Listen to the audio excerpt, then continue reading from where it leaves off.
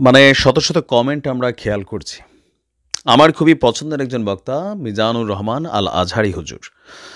তো বাংলাদেশের বিশেষ, বিশেষ গুরুত্বপূর্ণ ইস্যুগুলোতে মিজানুর রহমান আল আজহারি বরাবরই তিনি তার ফেসবুকের মাধ্যমে বক্তব্য দিয়ে থাকেন। অথবা ওয়াজ মাহফিলের মাঝেও বক্তব্য দিয়ে থাকেন। তো যেহেতু তিনি একজন আলেম, তো আমাদের বাংলাদেশে আলেমদের মধ্যে বা ইসলামিক যে প্রতিষ্ঠানগুলো আছে, এগুলোর মধ্যে বেশ কয়েকটা ভিন্নতা আছে। কওমি, আলিয়া, দাখিল। তো বিভিন্ন ধরনের ডেফিনেশন আছে যার যার লাইনে তিনি পড়াশোনা করেন। বাট মিজানুর রহমান আল আজহারি হুজুর ইবতেদায়ী যে শিক্ষকরা আছেন, আপনারা জানেন যে তারা একটা দাবি দাওয়া নিয়ে রাজপথে নামছে। ইভেন তাদের উপর পুলিশ এক পর্যায়ে হামলাও করছে।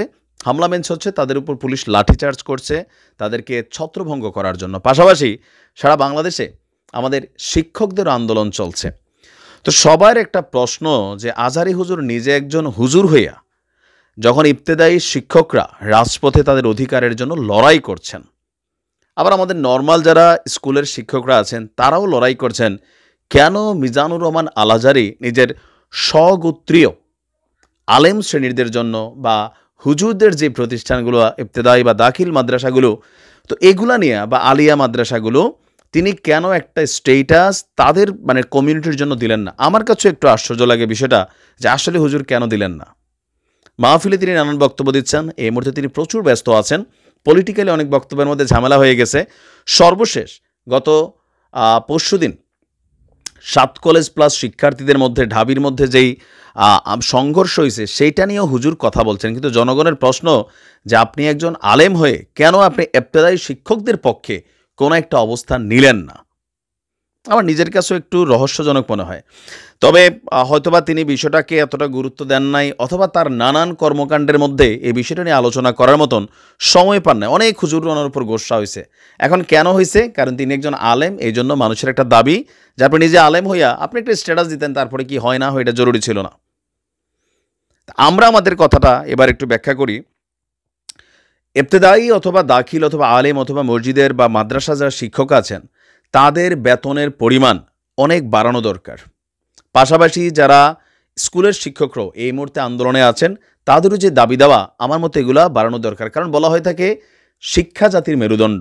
এবার এটা ধর্মীয় শিক্ষা হোক, তারপর হচ্ছে পাঠ্যগত শিক্ষা হোক, সবগুলাই একজন ব্যক্তি মানুষের জীবনে সকল শিক্ষকের গুরুত্বপূর্ণ একটা ভূমিকা থাকে। আমাদের বাংলাদেশে শিক্ষকদের যে স্যালারিটা ক্রিয়েট হয়, বিশেষ করে যারা প্রাইভেট পড়াইতে পারেন না, কোচিং করাইতে পারেন না, এই স্যালারিতে রাইট নাও 2025-এর বাংলাদেশে আদৌ কি আসলে একটা পরিবার চালানো সম্ভব? যদি পরিবারের একজন উপার্জনক্ষম ব্যক্তির উপর ডিপেন্ড করতে হয়, শিক্ষকরা চাইলেই যে কোনো একটা কাজ যাইয়া পরে করতে পারে না বলে স্কুল আওয়ারের পরে আমরা অন্য কোনো কাজ করলাম, একটা মানে আলাদা ছোটোখাটো, কারণ তিনি একজন শিক্ষক। আর একজন শিক্ষকের যদি পেটে ক্ষুধা থাকে, তার মাথায় যদি টেনশন থাকে, একজন আলেম যিনি আমাকে কোরআন শিক্ষা দিবেন, একজন হুজুর যিনি মসজিদে আপনাকে নামাজ পড়াবেন, সেই মসজিদের হুজুরের বেতনে যদি হয় 5-10 হাজার টাকা, তো এই হুজুর থেকে আপনি কি আশা করতে পারবেন? আমাদের যে ধর্মীয় শিক্ষা প্রতিষ্ঠানগুলো আছে ইসলামিক লাইনের, বিশেষ করে গ্রাম অঞ্চলে, উপজেলা অঞ্চলে, বেতন কি অবস্থা? 5 থেকে 10 হাজার টাকা। এই মাদ্রাসাগুলোতেও কিন্তু সেম। তো এই টাকা দিয়া একজন শিক্ষকের আজকের দিনে 2025-এ এসা সংসারটা কিভাবে চলে? আপনি চান যে তিনি কোনো বেদাত করবেন না, তিনি এটা করবেন না, ওইটা করবেন না, বাট তো তার ঘরে কি নিয়ে আমরা খাবার পৌঁছাই দিচ্ছি? এই দেশে মাহফিলের জন্য আমরা যে বিলিয়নস অফ টাকা উড়াই, নিজের বাড়ির পাশে মসজিদের যে হুজুরটা আছে তার জন্য কি আমরা খরচ করছি? মাহফিলের জায়গায় মাহফিল, কিন্তু সেইখানে আমরা একজন বক্তার জন্য যেই পরিমাণ পাগলামি করছি, যে কোনো লেভেলের একজন বক্তা হোক, লক্ষ লক্ষ টাকা প্রবাসীরা দিয়ে দিচ্ছি, এলাকার মানুষ দিয়ে দিচ্ছে মাইকিং করে, কিন্তু আপনার এলাকায় থাকা আপনার মসজিদের ইমাম মুয়াজ্জিনের বেতন কত? আপনার এলাকায় থাকা একটা দাখিল মাদ্রাসার শিক্ষকের বেতন কত? সেগুলোর ব্যাপারে কি আমাদের কোনো ভূমিকা আছে? এই জাতি হচ্ছে অতি উৎসাহী ধর্মের জাতি।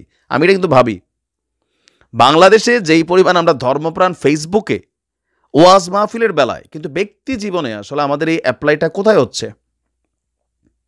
আর যারা বড় বড় স্কলার আছেন তারাও কেউ পলিটিক্যালি বক্তব্য দেন, কিন্তু স্বগোত্রের প্রতি তাদের তো একটা রেসপন্সিবিলিটি আছে। আপনি দেখবেন একজন দিনমজুরের উপর বাংলাদেশের কোথাও যদি কোনো আঘাত হয়, তাহলে সারা বাংলাদেশে শ্রমিক ধর্মঘট শুরু হয়।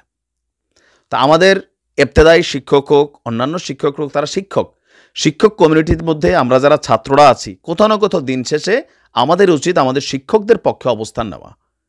রাষ্ট্রের টাকা অনেক দিকে মারা যাচ্ছে, শিক্ষকদের পেটে ভাত থাকতে হবে। শিক্ষক যদি টেনশনে থাকে বাসা ভাড়া কেমনে দেবো, শিক্ষকের বউয়ের যদি অসুস্থ হয় হাসপাতাল কেমনে নিবে, ঘরের মধ্যে ভাত নাই চাইল নাই, তা আপনারা আশা করছি স্কুলে গিয়ে তিনি জ্ঞান বিতরণ করবেন? সম্ভব? তারাও তো এই যুগেই বসবাস করে। এই যে নাস্তার ভাতা নাকি ৫-৬০ টাকা দেয়, ইবতেদায়ী মাদ্রাসার মধ্যে বেতন বলতে নামমাত্র বেতন। আর ধর্মীয় যে শিক্ষা প্রতিষ্ঠানগুলো বাংলাদেশে, আবার হতে পারে হিন্দুদের আছে কিনা আমি জানি না, কয়টা প্রতিষ্ঠান আছে, বাট অন্য ধর্মেরও যারা আছে এগুলোকে একটু ভালো ফেসিলিটিস দেওয়া দরকার। বিশেষ করে আমার লোকাল যে মসজিদের ইমাম আছেন, মুয়াজ্জিন আছেন, বেসরকারি যতগুলা এই হাফিজিয়া মাদ্রাসাগুলো মানে আছে, সেইখানে সরকার হয়তো ভর্তুকি দিবে, অথবা এগুলার বেতন কাঠামো সরকারের পক্ষ থেকে আসা উচিত। আর আমরা যারা আছি এক এক ওয়াজ মাহফিলের জন্য কোটি টাকা খরচ করে ফেলি, স্পন্সর করে ফেলি, কিন্তু ওই যে বাড়ির পাশে মসজিদ, হুজুরের দিকে আমাদের চাওয়ানোর সময় নেই। এগুলো থেকে আমাদেরও বের হইতে হবে। আর আজারির মতন যারা আছেন, আমি মনে করি আপনাদেরও একটা রেসপন্সিবিলিটি আছে হুজুর, অন্তত এই সকল ইস্যুতে আপনারা একটু স্ট্যাটাস দিলে হয় কি, যে হয়তো আপনার স্ট্যাটাস ওইরকম কিছু হবে না, কিন্তু কিছুটা প্রভাবিত হবে, শিক্ষকদের মনগুলো শান্ত হবে। আমি সবসময় আপনার কি বলা হয় যে পজিটিভ একজন সাপোর্টার, বাট আমার কাছেও মনে হয়েছে যে আপনার এখানে একটু ছোট্ট ভূমিকা রাখা দরকার ছিল। নিশ্চয়ই আপনি আমাদের এই বক্তব্যগুলো শুনবেন, ভূমিকা রাখবেন। ভালো থাকুন, আসসালামু আলাইকুম।